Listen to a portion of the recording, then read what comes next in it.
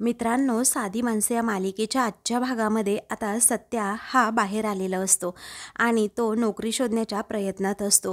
परंतु प्रत्येकजण त्याला नोकरीसाठी नकारच देत असतात किंवा गाडी देण्यासाठी सुद्धा नकारच देतात. तो त्याच्या सर्व मित्रांना पुन्हा एकदा भेटतो आणि तुमच्या इथे नोकरी द्याल का असं विचारत असतो. परंतु सर्वजण नाहीच म्हणतात. त्यामुळे सत्याचा नाईलाज झालेला असतो. त्याला काय करावं सुचत नाही. हे सगळं काही तो घरी सुद्धा सांगू शकत नसतो. तर दुसरीकडे आता सुधाकर राव हे आजीला विचारतात, आई अगं तुझं एवढंच सामान होतं ना? मग आता आजी म्हणते हो. मग आता तेवढ्यातच निरूपा तेथे येते आणि विचारते, काय हो हे सामान वगैरे काय गडबड काय चालू आहे तुमची? तेव्हा आई गावाला निघाली असं सुधाकर राव म्हणतात. तेव्हा काय असं हसतच निरूपा विचारते. तिच्या चेहऱ्यावरचा आनंद सगळा काही सांगून जातो. त्यामुळे आजी रागातच तिच्याकडे पाहतात आणि निरूपाकडे खूप रागात पाहतात. तेव्हा आता लगेचच निरूपा तोंडातला शब्द तोंडातच ठेवत म्हणते, सासूबाई अहो इतक्यात चाललात पण लगेच? अहो कशाला जायचं उगीच? थांबा ना इथे थोडे दिवस अजून. तेव्हा आता आजी म्हणते, अगं निरूपा आता नवी नवी सासू झाली असशील ग, पण मी तुझी सासू आहे एवढं लक्षात ठेव. कारण तुझ्या मनात काय चालू आहे ना हे तर मला अगदी बरोबरच माहीत आहे.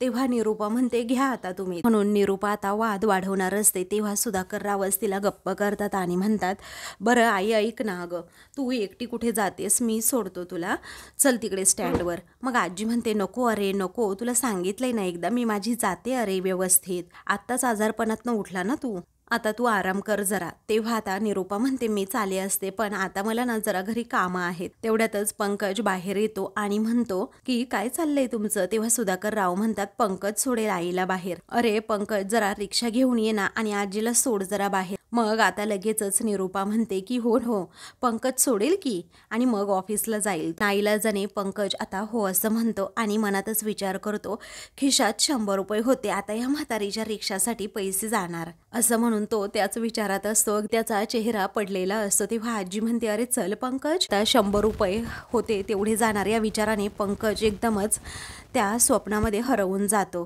तेव्हा आता निरूपा लगेच पंकजला धक्का मारते. मग आता काय झालं आजी असं पंकज विचारतो. तेव्हा चल ना अरे असं आजी म्हणते. मग तो आता लगेचच आपली स्वतःची बॅग घेऊन पुढे जातो. तेव्हा आजी पुन्हा एकदा त्याच्यावर ओरडत म्हणतात, अरे पिशवी घे माझी. मग आता पंकज लगेच निरूपाकडे पाहतो. तेव्हा निरूपा आता लगेच त्याला इशारा करते. मग आता तो म्हणतो, मी घेतो सामान आजी. तेव्हा पंकज कसंबसं ती सामानाची पिशवी घेतो आणि पुढे जातो. तेव्हा आता लगेचच मी नमस्कार करते हां असं म्हणून निरूपा लगेच आजीचा आशीर्वाद घेते. मग आता आई मी सुद्धा पाया पडतो असं म्हणून सुधाकर राव हे पाया पडणार असतात. तेव्हा आजी म्हणते की नको अरे बाळा, तू नको पाया पडूस. अरे आत्ता आजारपणातनं उठला आहेस, राहू दे बाळा. मग त्यांच्या वाटणीचं मी पडते सासूबाई असं म्हणून निरूपा लगेचच पुन्हा एकदा आजीच्या पाया पडते. तेव्हा आजी पुन्हा एकदा सुखी राहा असा आशीर्वाद देतात. तेव्हा आजी गेल्याबरोबरच निरूपा लगेच तो असा पुढे घेतलेला पदर मागे टाकते आणि मोकळा श्वास घेते. तर आता दुसरीकडे सत्या हा रोडने चाललेला असतो. तेवढ्यातच सुजित कुमारची गाडी येऊन त्याच्याजवळ थांबते. मोठ्या ऐटीतच सुजित कुमार गाडीतून खाली उतरतो. सत्याच्या खांद्यावर हात ठेवतो.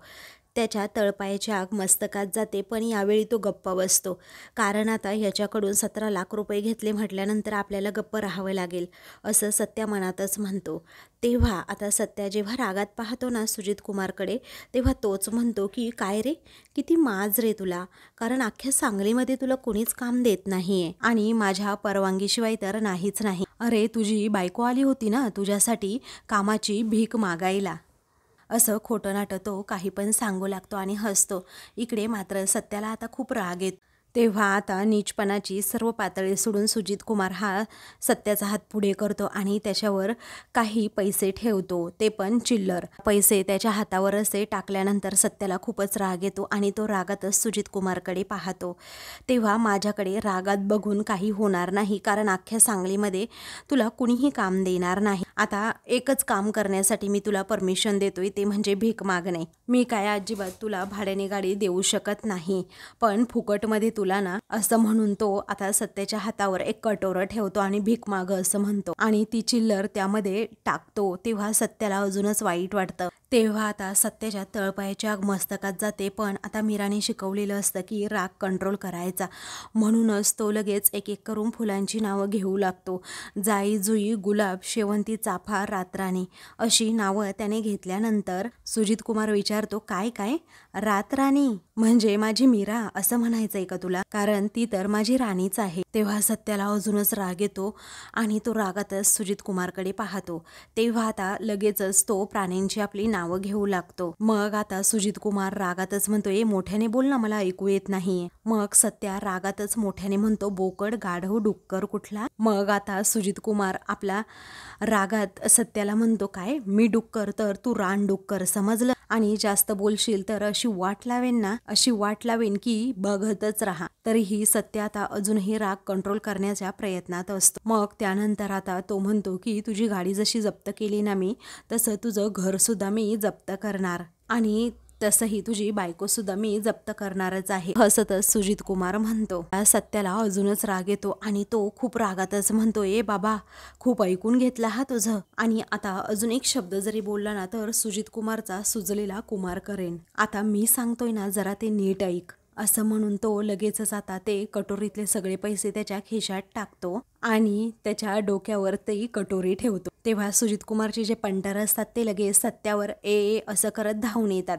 सत्य आता त्यांना एकाच भाषेत उत्तर देतो, मागं व्हायचं एकदम. मला गाडी चालवायला नाही मिळाली ना तरीही काही हरकत नाही, जे काम मिळेल ना ते करून मी पोट भरेल, समजलं? आणि तू तर माझं काहीच बिघडवू शकत नाही. हे बघ, मला सत्या म्हणतात सत्या, कारण या सांगलीत बिघडवणारा किंवा मला त्रास देणारा अजून सांगलीमध्ये पैदा व्हायचाय, आणि ही चिल्लर दिली ना तू, तुझ्याच कामी येतील बघ. आता हा सत्या तुला दाखवणार कशी कामं मिळवतो आणि कशी ती करतो. नाही 2 दिवसात काम मिळवलं तर नाव सत्या सांगणार नाही, असं म्हणून सत्य आता लगेचच कॉलर अशी उडवतो. त्यामुळे आता सुजित कुमार जागच्या जागी जळून खाक होतो आणि आश्चर्याने लगेचच सत्याकडे पाहू लागतो. तेव्हा आता सुजित कुमार त्या कटोऱ्याकडे पाहतच राहतो. तर आता दुसरीकडे निरूपा, पंकज आणि त्याचबरोबर देविका हे चहा पीत मस्त बसलेले असतात. तेव्हा आई, अहो ती मीरा आहे ना सुजित कुमारच्या घरी गेली होती असं सांगते. अहो काय काय इन्सल्टिंग बोलला तिला तो, शी बाबा. मग आता लगेचच निरूपा विचारते, अगं काय सांगतेस काय? अगं मीरा त्याच्या घरी गेली होती? मग आता देविका म्हणते, हो आई. अहो एवढंच नाही, जेव्हा ती त्याच्या घरी गेली ना तेव्हा तो आली माझी परी असं म्हणाला आई. शी बाबा, असं म्हणून आता देविका पुढे सांगू लागते. तेव्हा आता पंकज म्हणतो, आई शपथ, खरं की काय? तेव्हा देविका म्हणते, हो. मग आता पंकज विचारतो, पण ती कशाला गेली होती तिकडे? मग आता सत्यासाठी कामाची भीक मागायला, आणखी काय? मग पुढे आता देविका म्हणते, जे काही त्यांच्यामध्ये बोलणं सुरू झालं ना ते काही थांबायलाच तयार नाही. तेव्हा निरूपा आता म्हणते, तू तर चांगली बातमी दिलीस, आता येऊ दे तिला, मी बरोबरच करते. असं म्हणून निरूपा आता लगेचच देविकाच्या सांगण्यावर जाते.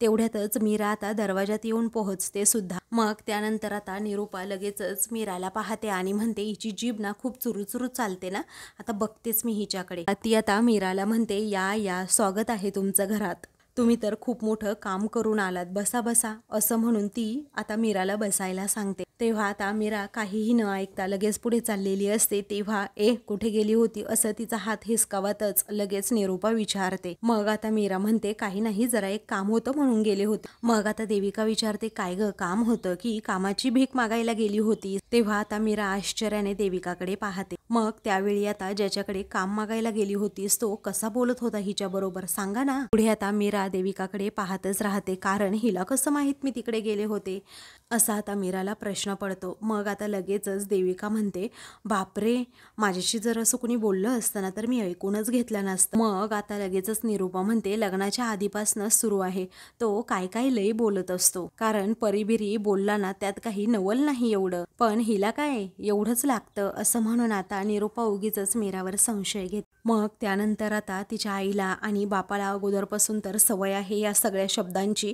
असं आता निरूपा म्हणते. तेव्हा सासूबाई, काही पण काय बोलताय? मीरा म्हणते. तेव्हा निरूपा म्हणते, शिबाई, तिकडे जाऊन माझी लाच काढली आणि इथे येऊन मला सासूबाई म्हणते. मग आता पंकज लगेच साळसूतपणाचा आव्हानात म्हणतो, अरे बापरे, किती चीप आहे हे, आणि आपण तरी का टॉलरेट करतोय हिला? तेव्हा मीरा आता रागातच म्हणते, हो मी गेले होते तिकडे, पण मी तिकडे भीक मागायला गेले नव्हते, यांच्या हक्काची गोष्ट मी मागायला गेले होते.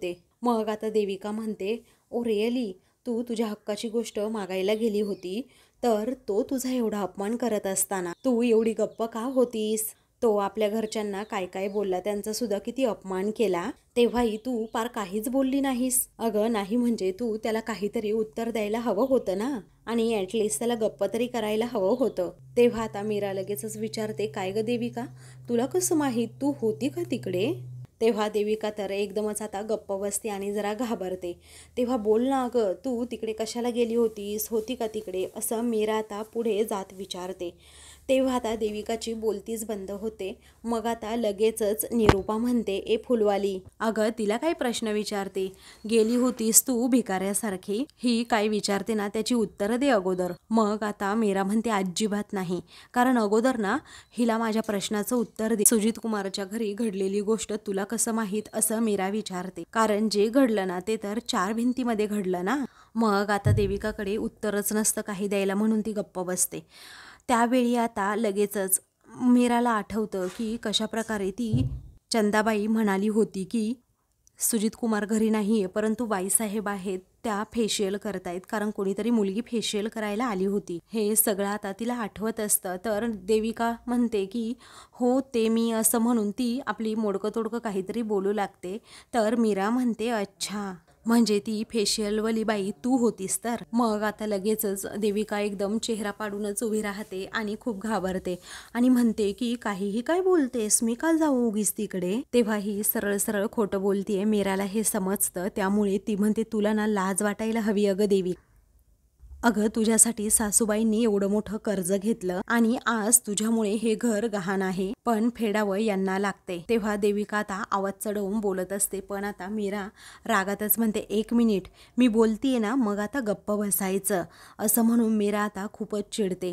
तेव्हा आता लगेचच निरूपा आणि पंकज हे दोघेही डोळे वटारूनच मीराकडे पाहू लागतात.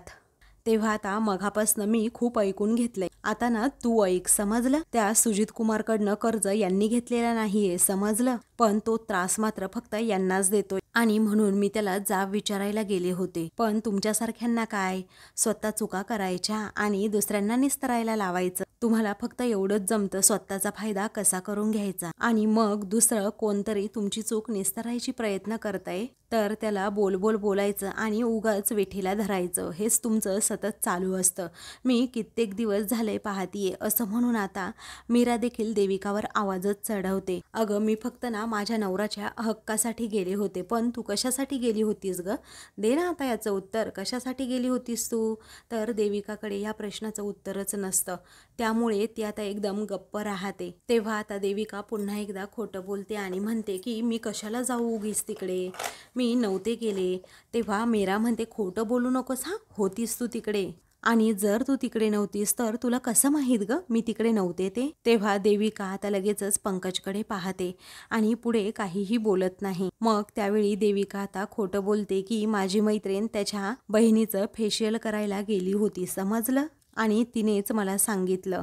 तेव्हा मीरा म्हणते, अच्छा, आणि अजून काय काय सांगितलं ग तिने तुझ्या त्या मैत्रिणीने. बरं मग एक काम कर, तुझ्या मैत्रिणीचा फोन नंबरच मला दे, मी विचारते मग तिला काय काय तो बोलला ना आणि तिने काय काय ऐकलंय ते. देतेस ना नंबर? अगं मोबाईल तर तुझ्या हातातच असेल, दे ना नंबर लवकर, असं म्हणून मीरा आता चांगलीच तिला कोंडीत पकडते. तेव्हा आता रागातच लगेच, ए फुलवाली, असं म्हणून निरूपा म्हणते की तुझं ना खूप तोंड चालायला लागले आजकाल, तू तुझ्या कामाशी काम ठेव, तिला काहीही बोलायचं नाही. मग आता मीरा म्हणते, ठेवेल की, मी तर तेच करतीये, पण हिला सांगा हिच्या कामाशी काम ठेवायला, समजलं. मग आता लगेचच देविका तिच्यावर हात उगारत असते. तेव्हा मी तुझ्या चपला ना सुजित कुमारच्या घराबाहेर बघितल्या होत्या, असं मीरा देविकाला सांगते. मला बाकीची कामं खूप आहेत, नाहीतर तू तेथे होती ना हे सिद्ध करायला मला अजिबातच वेळ लागणार नाही, समजलं, असं म्हणून मीरा आता लगेचच देविकाला चॅलेंज करते. तेवढ्यातच आता सत्या हा तेथे येतो आणि ये धूमकेतू, असं म्हणून रागात असतो तिच्याकडे पाहतो. तेव्हा सत्या रागात पाहतोय ही गोष्ट बरोबरच आता मीराला समजते, त्यामुळे ती आता पुढे काहीही बोलत नाही, एकदम गप्प राहते. तेव्हा आता निरूपा, त्याचबरोबर देविका आणि पंकज हे मात्र हसू लागतात. त्यानंतर आता सत्या हा जोरातच मीराचा हात पकडतो आणि तिला रूममध्ये घेऊन जातो. तेव्हा हे तिघेही पुन्हा आता हसू लागतात आणि म्हणतात की असंच पाहिजे पाहिजे हिला. मग आता पंकज देखील हसतो आणि म्हणतो हो ना असंच पाहिजे. देविका म्हणते हो ना मला बोलत होती, मला जाब विचारत होती ना, आता बघा मजा. त्यावेळी आता निरूपा म्हणते खूप दिवसांनी बिन तिकिटाचा पिक्चर पाहायला मिळणार आहे, अशी फायटिंगसुद्धा होणार आहे असं म्हणून ती हसते. तर आता इकडे मीराला लगेचच सत्या हा रूममध्ये घेऊन जातो आणि असा बेडवरच ढकलून देतो. तेव्हा मीरा आता आश्चर्याने त्याच्याकडे पाहते आणि विचारते काय हो काय चाललंय तुमचं हे. तेव्हा आता सत्या रागातच म्हणतो तुला त्या टकल्याकडे जाण्याची काय गरज होती. मग आता सत्याने असं रागातच विचारल्यानंतर बाहेर आता सर्वजण डोळे वटारून कान टवकारून ऐकू लागतात की अजून सत्या काय काय म्हणतोय. तर देविका मात्र हसू लागते. त्यानंतर आता लगेचच सत्या इकडे विचारतो की तू खरंच गेली होती का तिकडे. तेव्हा मीरा शांतपणे म्हणते हो गेले होते मी तिकडे, पण तुम्ही त्या देविका आणि पंकजचं अजिबातच ऐकू नका. तेव्हा सत्या रागातच म्हणतो त्या देविका आणि पंकजला मार गोळी. पहिलं माझ्या प्रश्नाचं उत्तर दे, कशासाठी गेली होती तू त्या टकल्याकडे. तुला काय गरज होती त्या सुजित कुमार समोर हात पसरायची. अगं एवढं काय नडलं होतं की त्याच्या समोर जाऊन तुला पदर पसरायची एवढी वेळ आली, तुला गरज वाटली. बोल ना आता, उत्तर दे ना. असं म्हणून आता तो तिला बोलायला सांगतो. तर मीरा एकदमच गप्प होते. तेव्हा सत्या विचारतो काय ग, तुला मी काय भिकारी समजलो का. डोळे उघडे ठेव आणि सांग ना मला मी भिकारी आहे का. अगं तू समजतेस कोण स्वतःला एवढी. मग इकडे निरूपा आता सगळं बोलणं ऐकते आणि हसतच देविका व पंकजला म्हणते की झाला सुरू आता पिक्चर. तेव्हा पंकज आणि देविका मात्र खिदी हसू लागतात. त्या तिघांनाही आता या दोघांच्या भांडणामुळे खूपच मजा वाटत असते. मग आता इकडे मीरा ही सत्याला जरा शांत राहायला सांगते आणि म्हणते जरा ऐकून तर घ्या माझं. तरीही सत्य ऐकायला तयार नसतो. तो मीराला आता खूप बोलतो आणि म्हणतो तुझ्या या उद्योगामुळे ना मला भीक दिली. तेव्हा मीराला आता मोठा धक्काच बसतो आणि तिला सुजित कुमारचा खूप राग येतो. तेव्हा तू भीक मागायला गेली होतीस ना त्याच्याकडे, मला रस्त्यात गाठून भीक दिली, त्याने माझा अपमान केला असं म्हणून सत्य आता जे काही घडलं ते सांगत असतो. तर मीराच्या तळपायाची आग आता मस्तकात जाते आणि ती आता खूपच चिडते. तिला माहीतच नसतं की एवढं सगळं काही घडलं आहे.